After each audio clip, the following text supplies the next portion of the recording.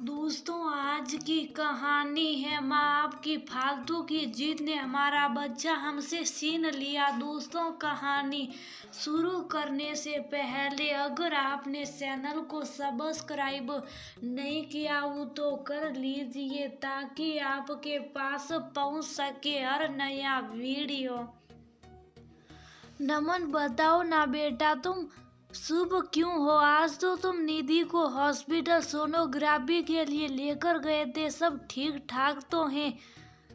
सुजाता जी नमन का चेहरा देखकर घबराते हुए बोली। नमन ने सबसे पहले निधि को ले जाकर कमरे में लिटाया क्योंकि आज पूरा दिन हॉस्पिटल में सोनोग्राफी और भी सारी जांचें करवा कर बुरी तरह थक गई थी। फिर अपनी माँ सुजाता जी के पास आया जो उसके आने का बेसब्री से इंतजार कर रही थी। माँ, हम तुम्हें समझा रहे थे ना, अब पहले वाले जमाने नहीं रहे कि गर्भावस्था में औरतें घर के सारे काम करती थी और बच्चा आसानी से हो जाता था। अब समय बदल चुका है। अगर डॉक्टर ने बेड रेस्ट बताया है तो बेड रेस्ट करवाना चाहिए, लेकिन आपने अपनी जिद चलाई। आज सोनोग्राफी हुई तो पता चला है कि निधि के गर्भ में पानी सूख गया और बच्चे की ग्रोथ नहीं हो रही है। आज तो डॉक्टर ने दवाइयाँ वगैरह दी है, थोड़े दिन बाद फिर से बुलाया है, तब देखेंगे। अगर बच्चे की ग्रोथ नहीं होगी तो ऑपरेशन करेंगे, कहते हुए नमन रुआसा हो गया।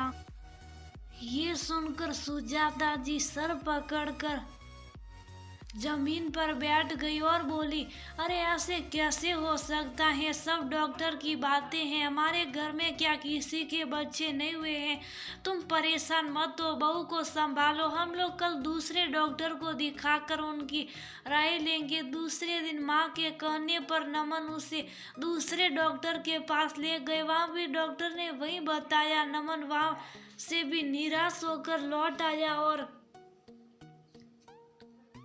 डॉक्टर के बताए अनुसार निधि की देखभाल करता रहा। फिर डॉक्टर के बताए दिन पर वो निधि को लेकर कर गया। डॉक्टर ने साफ साफ शब्दों में उसे बता दिया, नमन जी, आप अपनी पत्नी का ऑपरेशन करवा दे तो ज़्यादा सही रहेगा क्योंकि बच्चे की ग्रोथ नहीं हो रही।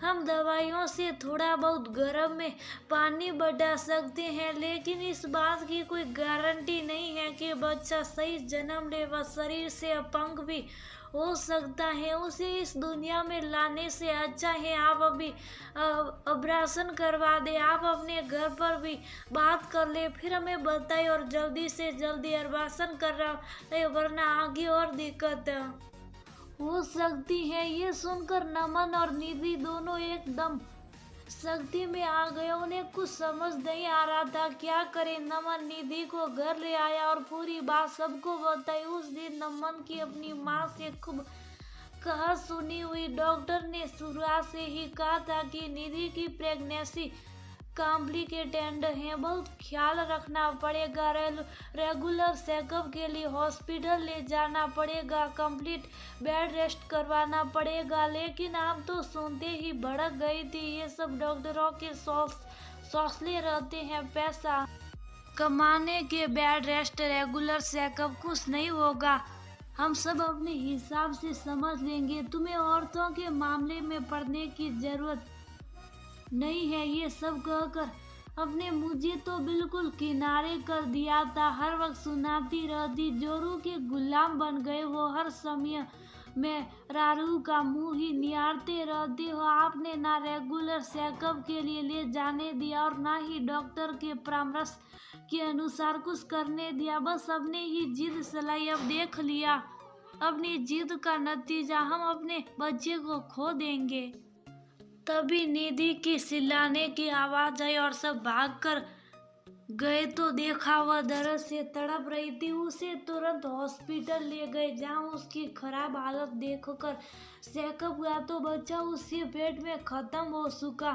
तुरंत ऑपरेशन करके बच्चा पेट से निकाला गया। बड़ी मुश्किल से निधि की जान बचाई गई। नमन तो बच्चे और निधि को देखकर बेसुध हो गया। डॉक्टर और नर्स ने उसे दिलासा दिया, नमन जो होना था वह हो गया। आपकी पत्नी ठीक है तो ईश्वर उन्हें फिर से जल्दी ही माँ बनने का मौका देगा। आप परेशान ना हो, बस अपनी पत्नी का ध्यान रखें। उन्होंने अपना बच्चा खोया है, संभलने में समय लगेगा। उसके बाद निधि को इस सदमे से उबरने में काफी समय लगा।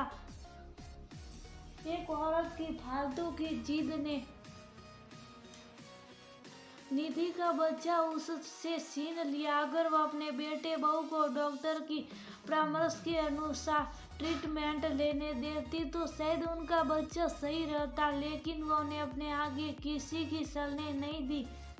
दोबारा निधि जब प्रेग्नेंट हुई तो नमन ने निधि की पूरी देखभाल खुद ही डॉक्टर के कहे अनुसार की और एक बच्चे के माता पिता बने। लेकिन फिर भी पहले के एक मिसकैरेज हो जाने की वजह से उसकी दूसरी प्रेगनेंसी भी बहुत कॉम्प्लिकेटेड रही। लेकिन फिर भी नमन की कोशिशों से उसे सही ट्रीटमेंट मिला और वह माता पिता बने।